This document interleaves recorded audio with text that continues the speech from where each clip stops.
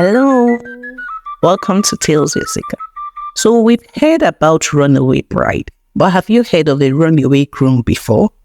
What could have made Alfred run away on his wedding day? Who can imagine? Okay, so let's dive into the story of the day. Long ago, in the city of Abuja, there lived this beautiful couple, April and Jason. Two young sweethearts met during service and had planned to get married the moment their life was perfect. They lived together and started doing everything together. They were practically living like couples in their home. April was selling clothes online as she had not gotten any tangible job. But Jason had gotten a job in an engineering company and he was doing well for himself. So the plan was for them to live together, and the moment April gets a stable job, they were going to proceed into getting married. But that didn't come quick as April struggled to get a stable job.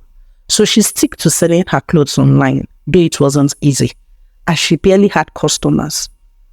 With this, one day she came back from supply and found out that Jason was packing all his belongings from their home. And she was really shocked. She couldn't believe her eyes, and she knelt down immediately and started pleading with Jason not to leave her. Jason was the reason why she had moved to Abuja.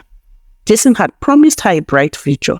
Jason had promised her everything, and that was the only reason she left her parents down in Akure and joined him in Abuja after service. What she never knew was that Jason had seen a rich lady, someone who complimented him, not someone who was solely dependent on him, as Jason was the one literally doing everything in the house where they lived.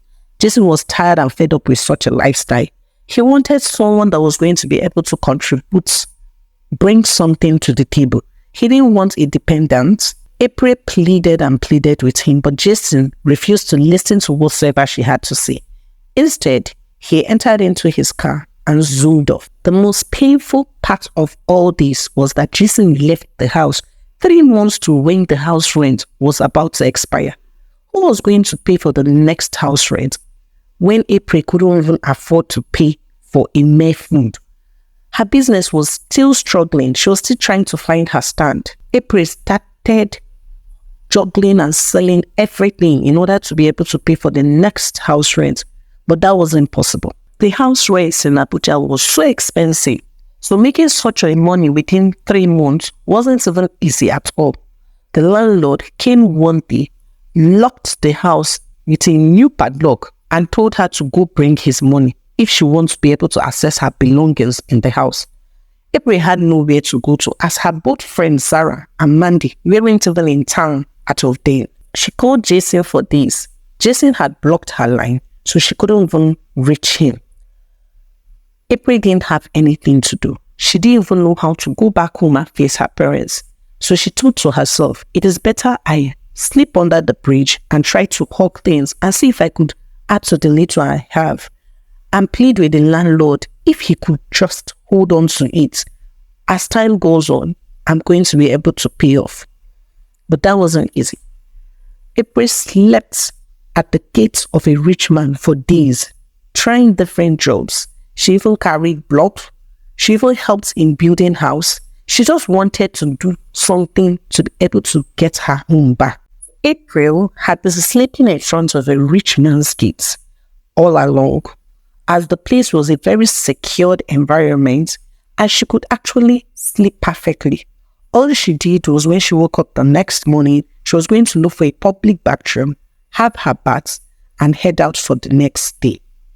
She kept on doing this, but the rich man wasn't even around at all when she started sleeping in front of his gate.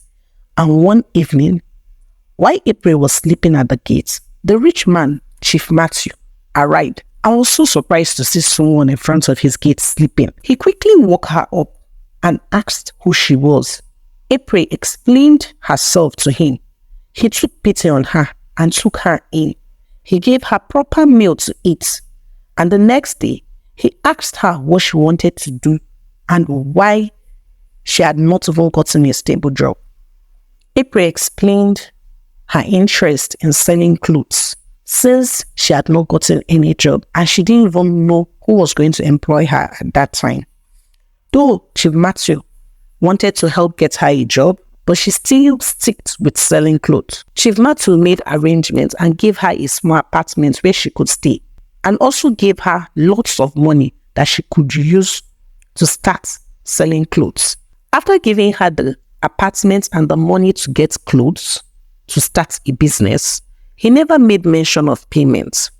Though April was surprised, but she just saw him as a good Samaritan. She made up her mind to pay back when she gets on her feet.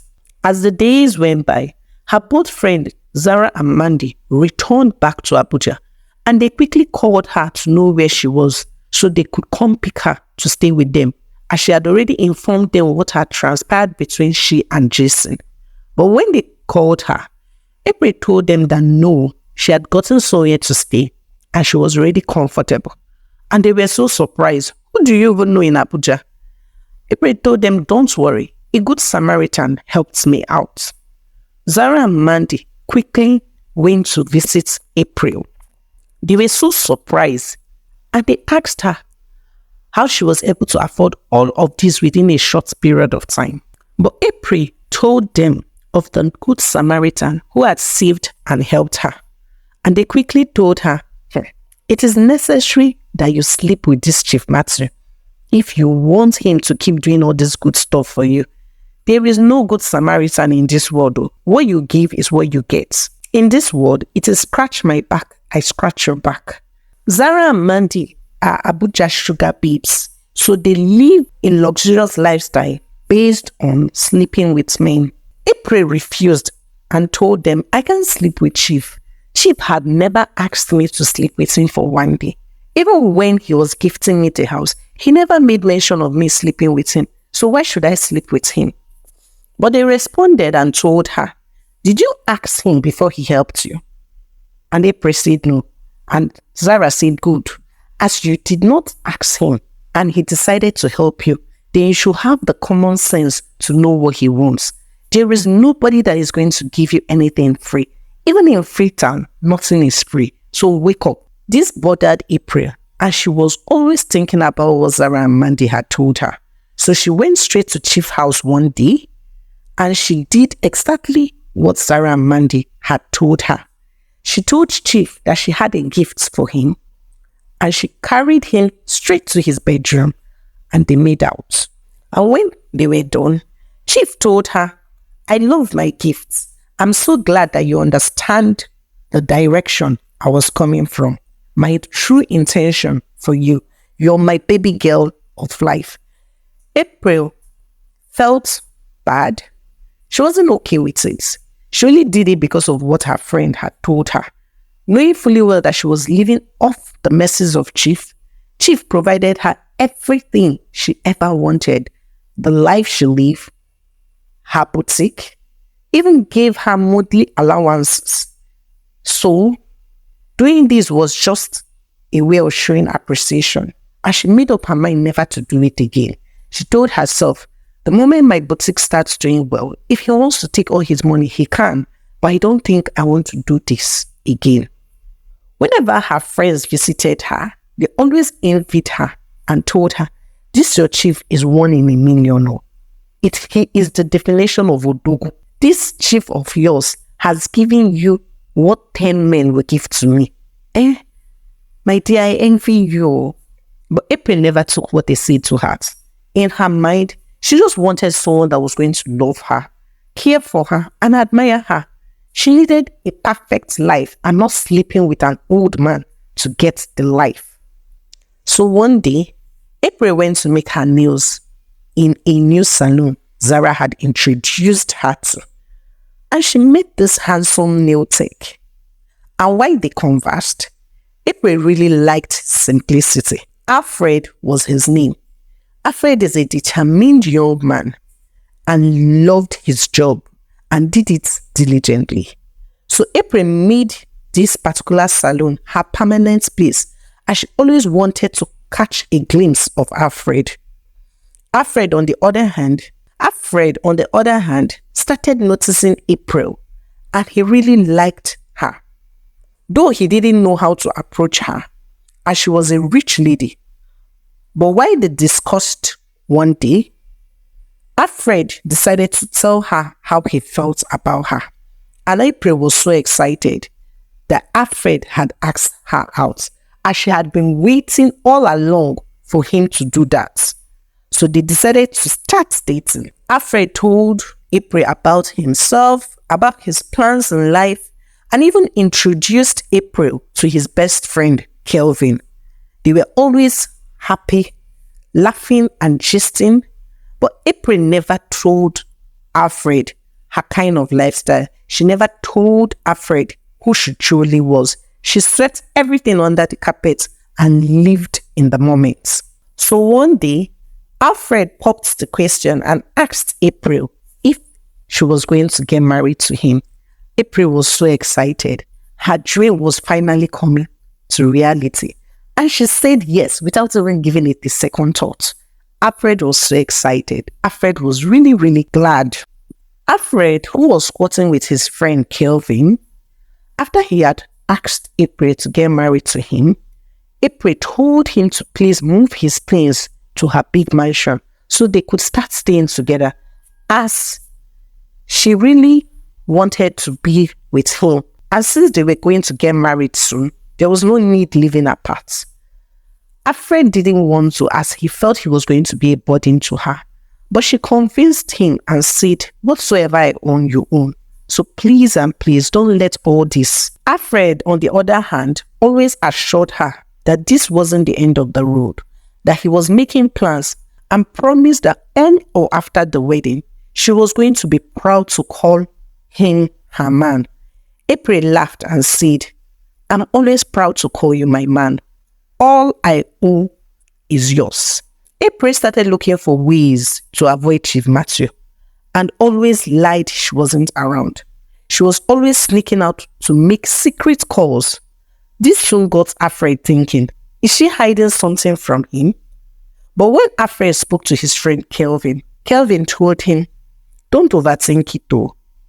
You know rich people and how they behave. Don't allow it to get to you. What matters is that she loves you and you love her. But as the days went by, the sneaking out became too much and Alfred confronted her. April quickly lied and said it was nothing.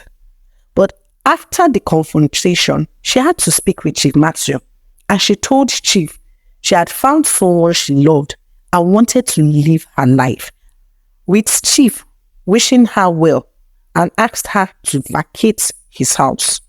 April didn't know how to tell Alfred about the house because she had lied to Alfred that the house was gifted to her by her uncle. But she quickly remembered that she told Alfred that the house was a gift by her uncle.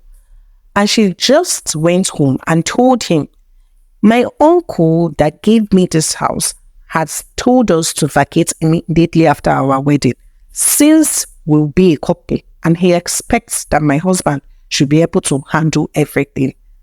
Alfred looked at her and told her, no problem. Don't worry. Very soon, my plans will materialize and we'll live very happy. 2 weeks to the wedding, Chief Matthew called her and gave her a brand new car and a check of 5 million naira. She was so shocked. She asked Chief what this was for, and Chief told her, this is a sent forth gift to you, as I won't be having you all to myself again, and you've always been nice to me. I just wanted to give you something, since you were also going to vacate my home. April was so happy. She was so glad. Now she had money in case Alfred's plan doesn't materialize. She had something that they could use to start life all afresh. She was really, really glad. So she went to show the gifts to her friend, and they partied and drove the car around town, and they all wished her well. But when they were done partying, Zara quickly asked her, what are you going to tell Alfred about this car and the check? Who are you going to tell him gave you the car and the check? April told Zara, I'm going to tell him it's my uncle that gave it to me. And Zara asked her, be smart, my dear. Your uncle cannot ask you to vacate his house and still give you check and a car. You have to play smart on this. You have to tell Alfred about the money and leave the car out of it for now so that he doesn't start suspecting you. You know that guy is a very smart one. If you play Mugu, he's going to catch you immediately. So April accepted what her friends had told her and refused saying anything about the car to Alfred. So when April got home that day, she quickly told Alfred that her uncle had given them money as a sent-forth gift. But while she was still in the room changing her clothes, Alfred stumbled on the video her friend had posted online, seeing them partying and April calling the car her car. Alfred was really surprised. What is going on here? I don't understand. Alfred asked her about the car and told her to please say the simple truth. April decided to come clean to Alfred and she begged Alfred to please forgive her. And she told Alfred everything that had happened. How she had met Chief, how she slept with him, and how Chief was now sponsoring her lifestyle. Alfred looked at her and told her, I have forgiven you. I'm so glad that you've decided to tell me the truth.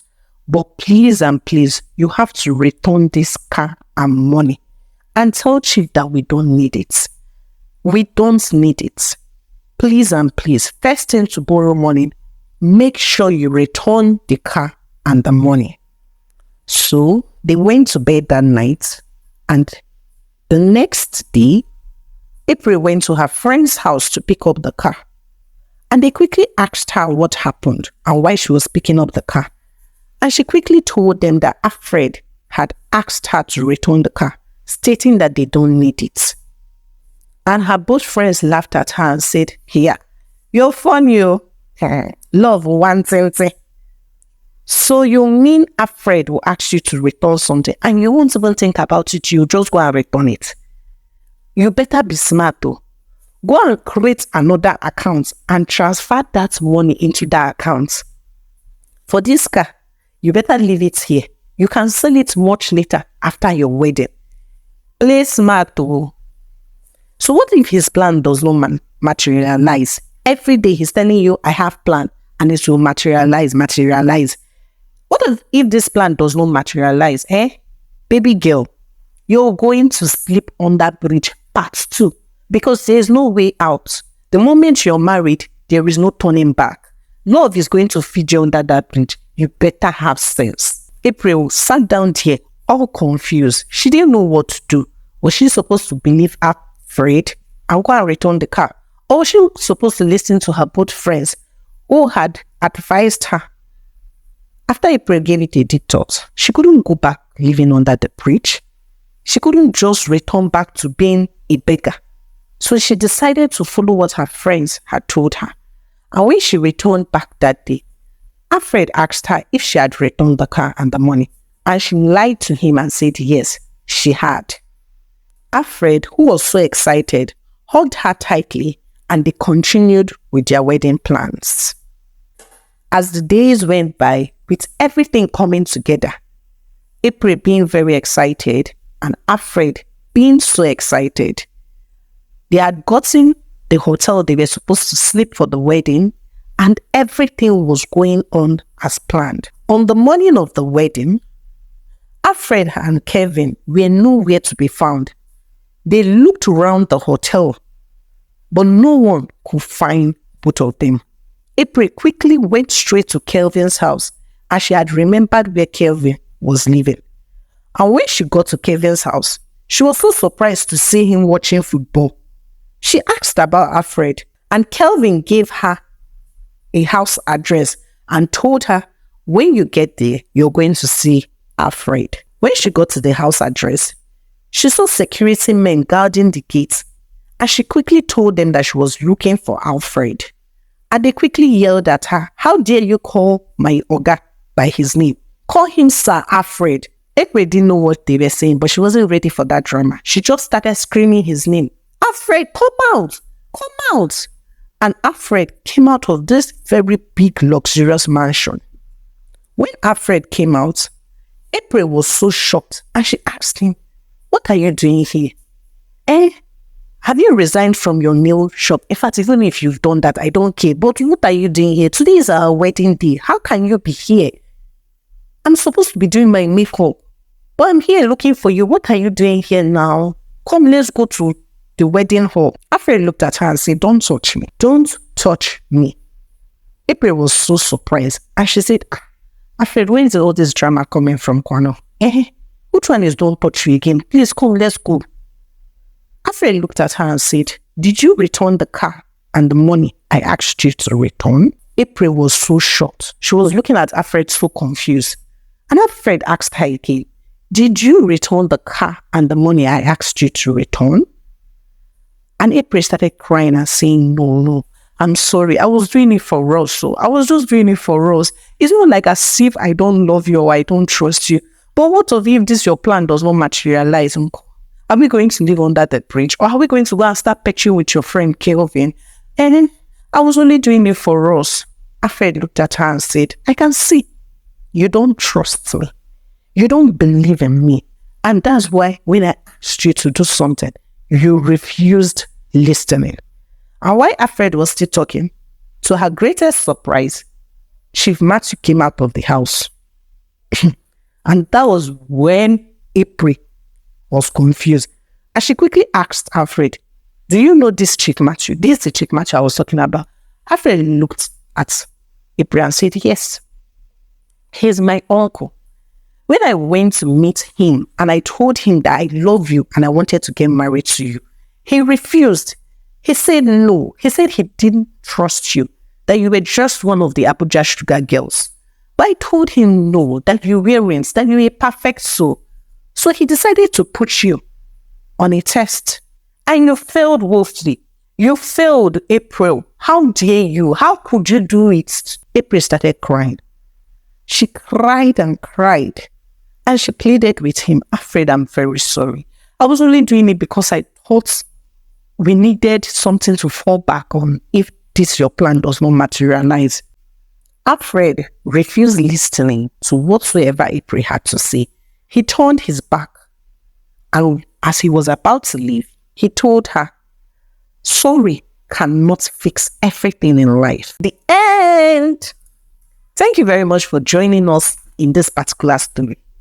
On this table, I want to know, who do you think is at fault? Do you think it is Alfred, as he knew who April was, but still wanted to get married to her? Was he even going to be comfortable much later in life, knowing fully well that his wife was his uncle's side chick? Or do you think it is Zara and Mandy, the sugar babes, the chief advisor? Or do you think it's April's fault, as she didn't even have a stand? She didn't even know who she was. Whatsoever anybody tells her, she follows. It's your favorite storyteller, Zika. Please do not forget to support us by subscribing, liking, turning on the notification bell. Till we meet again in our next. Bye for now.